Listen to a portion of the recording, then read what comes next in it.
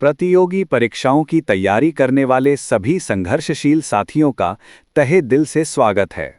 मैं हूं आपका अपना दोस्त और आपका होस्ट मनोहर सोनी। दोस्तों, पिछली कड़ी में हमने आविष्कार और खोज के महाकाव्यी सफर पर बात की थी। हमने देखा कि कैसे आग, पहिए, बिजली और इंटरनेट जैसे मील के पत्थरों ने मानव सभ्यता को गढ़ा।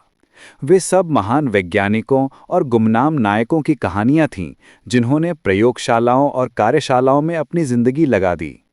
लेकिन क्या आपने कभी सोचा है कि उन महान खोजों और आविष्कारों का आज हमारी जिंदगी में क्या स्थान है? क्या विज्ञान केवल मोटी-मोटी किताबों, जटिल समीकरणों और प्रयोगशालाओं की सफेद दीवारों तक ही सीमित है? अगर आप ऐसा सोचते हैं, तो आज का यह अध्याय आपकी सोच को पूरी तरह बदलने वाला है। आज हम किसी प्रयोगशाला में नहीं, बल्कि आपके और मेरे घर के अंदर चलेंगे। हम आपकी रसोई में प्रवेश करेंगे, आपके स्नान घर में झांकेंगे और आपके हाथ में मौजूद मोबाइल फोन के रहस्यों को उजागर करेंगे। आज हम ये जानेंगे कि विज्ञान कोई दूर की कौड़ी नहीं, बल्कि वो अदृश्य शक्ति है जो सुबह हमारी आंख खुलने से लेकर रात को सोने तक हमारे हर काम, हर पल में हमारे साथ है। ये हमारे चारों ओर हो रही छोटी-छोटी घटनाओं के पीछे का क्यों और कैसे है। आज हम ये साबित करेंगे कि हर घर एक प्रयोगशाला है और हर इंसान अनजाने में ही सही एक वैज्ञानिक है, जो रोजाना भौतिकी, रसायन और जीव विज्ञान के सिद्धांतों का उपयोग करता है। ये अध्याय आपकी परीक्षाओं के लिए केवल तथ्यों का खजाना नहीं होगा, बल्कि ये आपको अपने आसपास की दुनिया को एक नई वैज्ञानिक दृष्टि से देखना सिखाएगा। यह आपको रटने की बजाय समझने के लिए प्रेरित करेगा।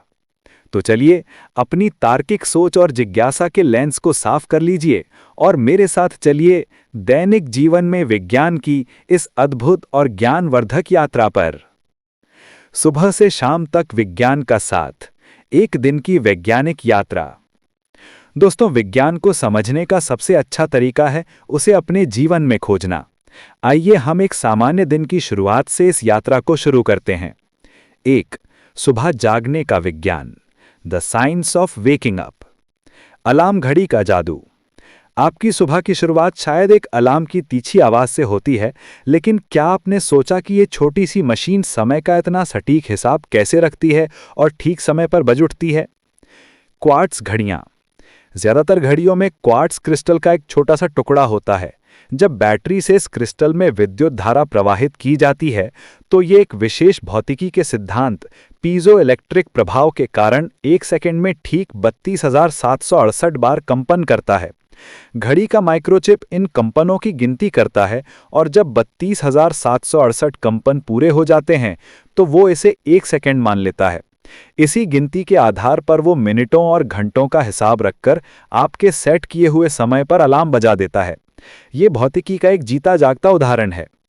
जैविक घड़ी। अलार्म तो बाहर की दुनिया का है, लेकिन हमारे शरीर के अंदर भी एक घड़ी काम करती है जिसे सर्केडियन रिदम कहते हैं। ये हमारी 24 घंटे की आंतरिक जैविक घड़ी है। जब सुबह आंखों पर रोशनी पड़ती है, तो हमारा मस्तिष्क मेलाटोनिन नामक नींद लाने वाले हार्मोन का उत्पादन कम कर देता है और कॉर्टिसोल जैसे हार्मोन का स्तर बढ़ा देता है, जिससे हम तरोताज़ा महसूस करते हुए जाग जाते हैं। ये जीव विज्ञान का चमत्कार है जो हर सुबह हमारे साथ होता है। 2. स्नान घर का विज्ञान, the science in the bathroom. जागने के बाद हम स्नान घर की ओर बढ़ते हैं, जो असल में एक छोटी मोटी रसायन शास्त्र की प्रयोगशाला है। टूथपेस्ट और दांतों की सफाई। जब हम टूथपेस्ट से ब्रश करते हैं, तो हम असल में कई रासायनिक सिद्धांतों का उपयोग कर रहे होते हैं। अपघर्षक, एब्रेसिव्स। टूथपेस्ट में कैल्शियम कार्बोनेट या सिलिका जैसे हल्के अपघर्षक कण होते हैं, जो दांतों पर जमी मैल यानी प्लैक की परत को भौतिक रूप से रगड़कर साफ करते हैं। फ्लोराइड, ये टूथपेस्ट का सुपर हीरो है। हमारे मुंह में मौजूद बैक्टीरिया भोजन के कणों को एसिड में बदलते हैं, जिससे दांतों का इनामल घुलने लगता है। फ्लोराइड इस प्रक्रिया को धीमा करता है और इनामल को फिर से मजबूत बनाने यानी रीमिनरलाइजेशन में मदद करता है। साबुन का सफाई चक्र, द केमिस्ट्री ऑफ सोप। क्या आपने कभी सोचा है कि पानी अकेले तेल और गंदगी को क्यों नहीं साफ कर पाता, लेकिन साबुन लगाते ही सब साफ हो जाता है? इसका कारण है साबुन के अणु की अनोखी संरचना। साबुन का अणु एक जासूस की तरह होता है, जिसके दो चेहरे होते हैं। इसका एक सिरा यानी सिर हाइड्रोफिलिक होता है, जिसे पानी से प्यार होता है। दूसरा सिरा यानी पूंछ हाइड्रोफोबिक होता है, जिसे पानी से नफरत लेकिन तेल और गंदगी से प्यार होता है। जब हम साबुन लगाते हैं तो हजारों अणुओं की हाइड्रोफोबिक पूंछ तेल और गंदगी के कणों को चारों ओर से पकड़कर घेर लेती है। ये एक गोलाकार संरचना बना लेती है, जिसे मिसाइल कहते हैं। इस मिसाइल का बाहरी हिस्सा हाइड्रोफिलिक सिरों से बना होता है, जो पानी की तरफ आकर्षित होता है। जब हम पानी डालते हैं तो पानी इन मिसाइलों को बहाकर अपने साथ ले जाता है और इनके अंदर कैद गंदगी भी धुल जाती है। ये प्रतियोगी परीक्षाओं में पूछे जाने वाला एक बहुत ही लोकप्रिय कॉन्सेप्ट है। गीजर या वाटर हीटर। ठंडे पानी को गर्म करने वाला गीजर भौतिकी के जूल के तापन नियम पर काम करता है। इस नियम के अनुसार जब किसी उच्च प्रतिरोध यानी हाई रेजिस्टेंस वाले तार से विद्युत धारा गुजरती है तो वो तार गर्म हो जाता है और अपनी ऊष्मा पानी को देकर उसे गर्म कर देता है। 3. रसोई, हमारी पहली प्रयोगशाला। The kitchen, our first laboratory. स्नान घर से निकलकर हम दिन की सबसे महत्वपूर्ण जगह यानी रसोई में आते हैं। यकीन मानिए, एक आधुनिक रसोई किसी वैज्ञानिक प्रयोगशाला से कम नहीं है। प्रेशर कुकर में दाल जल्दी क्यों गलती है? ये एक क्लासिक सवाल है। सामान्य तौर पर पानी 100 डिग्री सेल्सियस पर उबलता है। खुले बर्तन में आप चाहे कितनी भी आंच तेज कर दें, पानी का तापमान 100 डिग्री सेल्सियस से ऊपर नहीं जाएगा। लेकिन प्रेशर कुकर में ढक्कन सील बंद होने के कारण अंदर भाप यानी स्टीम बाहर नहीं निकल पाती। ये भाप पानी की सतह पर दबाव डालती है।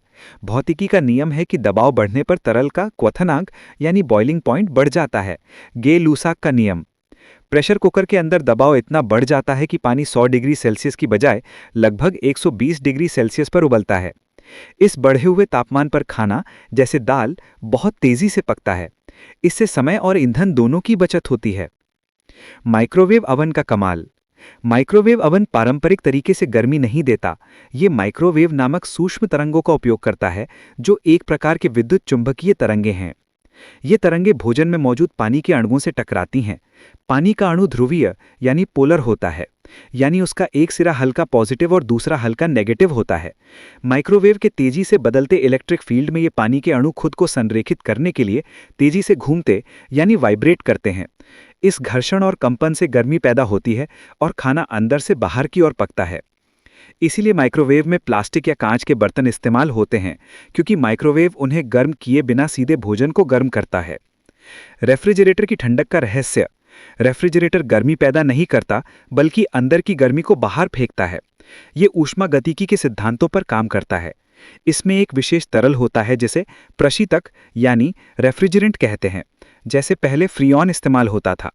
इस तरल को कंप्रेसर द्वारा दबाया जाता है, जिससे ये गर्म गैस बन जाता है। ये गैस फ्रिज के पीछे लगी काली जाली यानी कंडेंसर कॉइल्स में जाती है और अपनी गर्मी वातावरण में छोड़कर वापस तरल बन जाती है।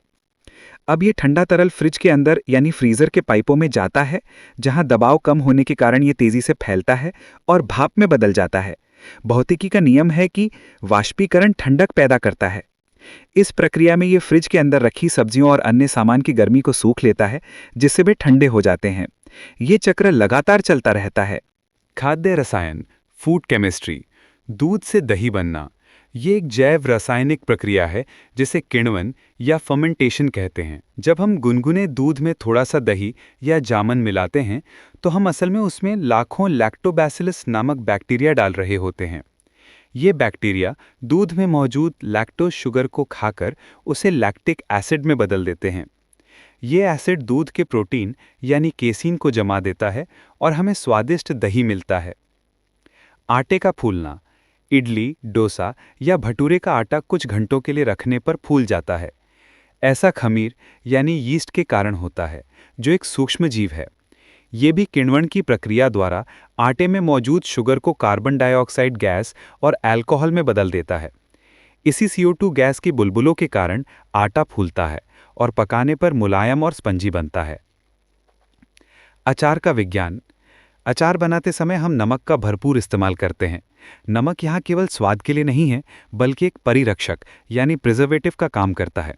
ये परासरण यानी ऑस्मोसिस के सिद्धांत पर काम करता है।